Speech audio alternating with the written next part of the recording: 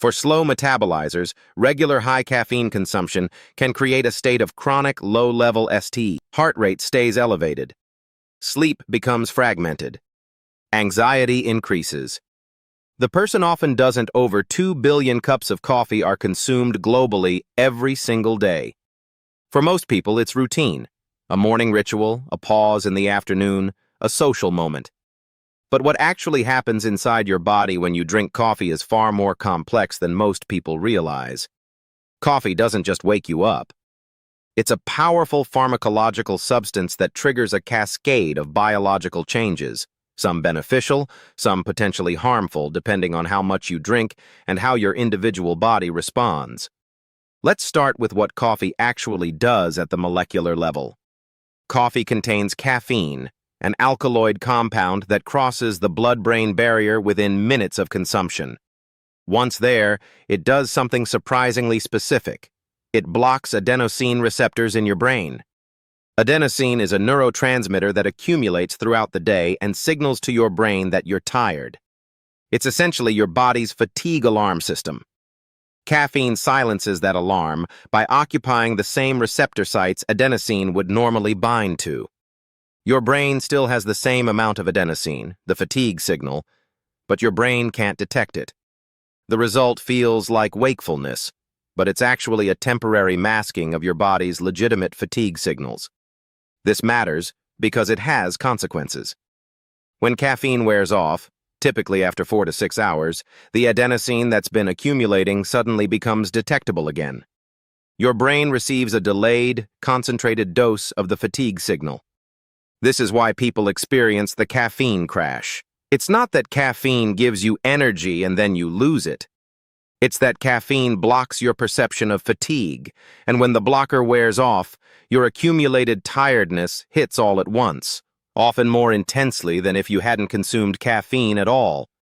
But the effects extend far beyond your brain. Caffeine is also a stimulant. It increases heart rate and blood pressure. In your bloodstream, it triggers the release of adrenaline, the fight-or-flight hormone. Your pupils dilate. Your muscles tense slightly. Your metabolic rate increases. For someone with a normal cardiovascular system, a single cup of coffee produces measurable but generally safe changes. But consumed throughout the day or in large quantities, these effects accumulate. Here's a critical detail. Caffeine sensitivity varies enormously between individuals. Some of this is genetic. People have different versions of the gene that codes for CYP1A2, an enzyme that metabolizes caffeine. Some people are fast metabolizers. They break down caffeine quickly and feel minimal effects. Others are slow metabolizers. Caffeine lingers in their system for hours, and they're far more sensitive to its effects. This genetic variation explains why one person can drink 4 cups of coffee and feel fine, while another person experiences anxiety and heart palpitations from a single cup. Connect these symptoms to their coffee habit because the effects are subtle and persistent rather than acute. Then there's the sleep disruption. Caffeine consumed even 8 hours before bed can impair sleep quality in sensitive individuals. This creates a problematic cycle. People feel tired during the day, so they drink more coffee, which disrupts their sleep further, which makes them more tired the next day, which drives more caffeine consumption. The net effect over weeks and months is worse sleep quality and chronic mild sleep deprivation, which itself causes health problems including impaired glucose metabolism, increased appetite, elevated cortisol, and weakened immune function. But coffee isn't purely harmful. The scientific literature is clear that moderate coffee consumption, 3 to 4 cups daily for most adults, is associated with several genuine health benefits. Caffeine enhances cognitive function. It improves attention, focus, and reaction time. This is why it's used by athletes, students, and professionals. The effect is real and measurable. It also appears to have neuroprotective properties. Multiple large studies have found that moderate coffee drinkers have lower rates of Parkinson's disease and Alzheimer's disease compared to non-drinkers. The mechanism isn't entirely understood, but caffeine may protect dopamine-producing neurons or reduce neuroinflammation.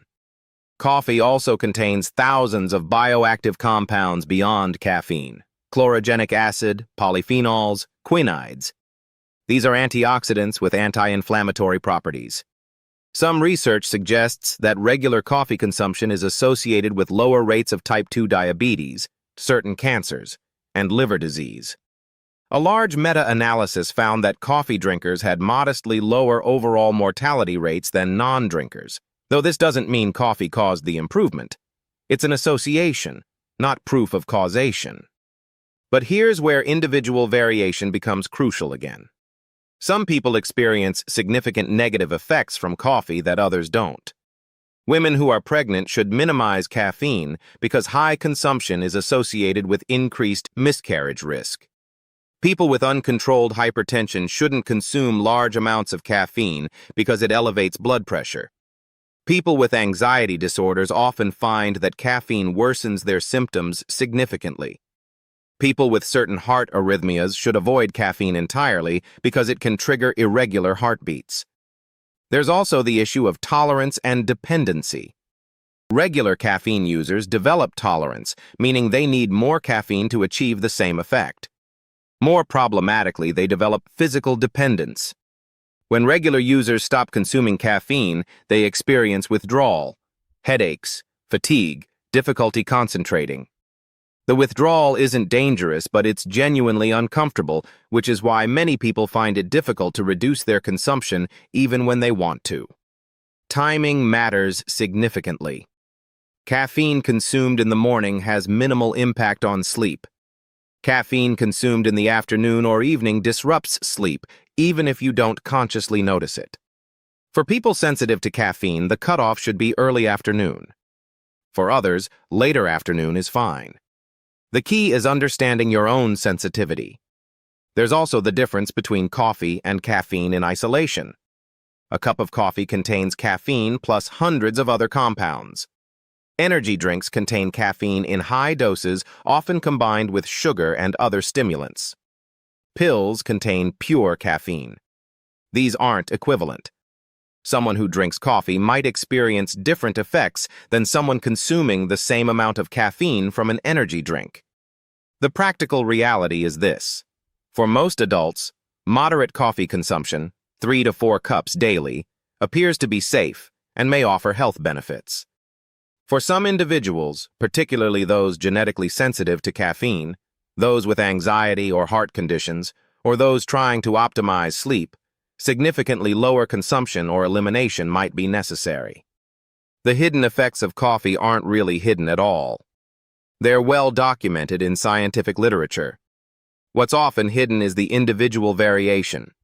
The recognition that coffee's effects depend as much on your genetics, your health status, your sensitivity, and the timing of your consumption as on what's actually in the cup. Coffee isn't inherently good or bad. It's a powerful substance with real effects, beneficial for some people in moderate amounts, problematic for others even in small quantities.